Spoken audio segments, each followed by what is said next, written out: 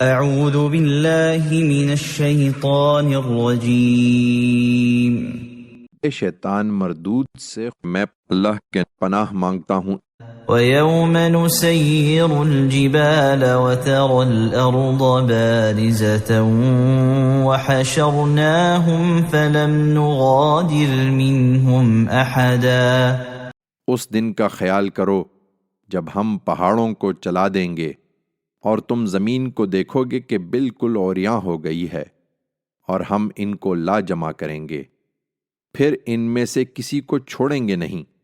وَعُرِضُوا عَلَى رَبِّكَ صَفًّا لَقَدْ جِئْتُمُونَا كَمَا خَلَقْنَاكُمْ أَوَّلَ مَرَّةٍ بَلْ زَعَمْتُمْ أَن لَّن نَّجْعَلَ لَكُم مَّوْعِدًا۔